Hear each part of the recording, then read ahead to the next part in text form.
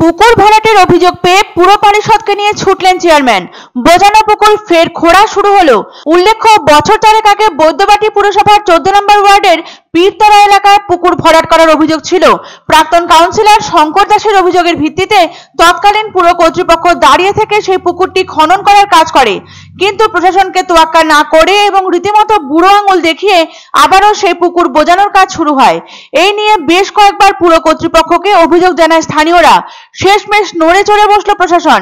বুধবার বৈদ্যবাটি পুরপ্রধান পিন্টু মাহাতো পূর্ত দপ্তরের পুর পরিষদ সুবীর ঘোষকে নিয়ে উপস্থিত হন। পুনরায় শুরু হয় পুকুর খননের কাজ।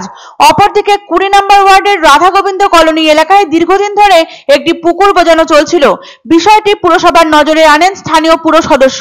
পুকুরটি বুঝিয়ে ফেলার জন্য বনে জঙ্গলে ভরে যাচ্ছিল এলাকা। উৎপাত বাড়ে মশা সহ অন্যান্য পোকামাকড়ের। স্থানীয় বাসিন্দাদের অভিযোগ, দূষিত হচ্ছিল এলাকার পরিবেশ। তাদের দাবি, অবিলম্বে পূর্বের অবস্থায় ফিরিয়ে আনতে হবে এই পুকুরটিকে। এতে এলাকা দূষণমুক্ত হওয়ার পাশাপাশি নানাবিধ সুবিধা হবে সাধারণ মানুষদের। স্থানীয়দের দাবিকে মাথায় রেখে এই পুকুরের খনন কার্য শুরু হয়ে যায়। প্রসঙ্গত উল্লেখ্য, পুর প্রতিনিধিদের নিয়ে প্রশাসনিক বৈঠকে জলাশয় বুঝিয়ে বেআইনি আবাসন তৈরি ও সরকারি জমি বেদখল হয়ে যাওয়া নিয়ে উষ্মা প্রকাশ করেছিলেন মুখ্যমন্ত্রী মমতা বন্দ্যোপাধ্যায়। এরপরই দেখা যায় বিভিন্ন পুরসভা নড়ে চড়ে বসে এবং বিশেষভাবে সক্রিয় হয়ে ওঠে। বেআইনি দখলদারি উচ্ছেদ শুরু হওয়ার পাশাপাশি বৈদ্যবাটি পুরসভা এলাকাতে বুঝিয়ে ফেলা পুকুরকে আগের অবস্থায় ফিরিয়ে দেওয়ার কাজ শুরু হয়।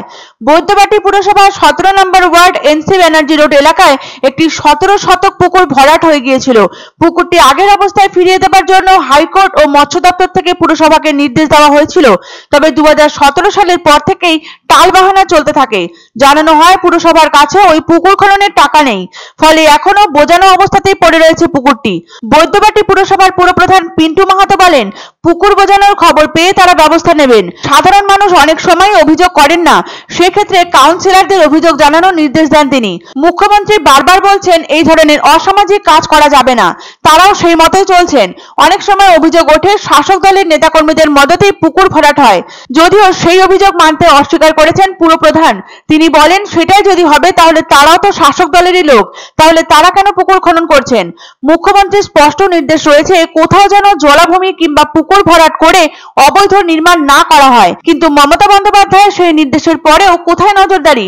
প্রশ্নচিহ্ন থেকেই যাচ্ছে, কারণ মুখ্যমন্ত্রীর নির্দেশকে বুড়ো আঙ্গুল দেখিয়েই পুকুর ভরাট চলছে হুগলি জেলায়। তবে স্থানীয় বাসিন্দাদের দাবি মেনে পুনরায় পুকুর খননের কাজ শুরু হয় এলাকায়। বৈদ্যবাটি পৌর এলাকায় যেখানে পুকুর বোজানোর খবর পাবো সেইখানে আমরা কমপ্লেন পাচ্ছি না।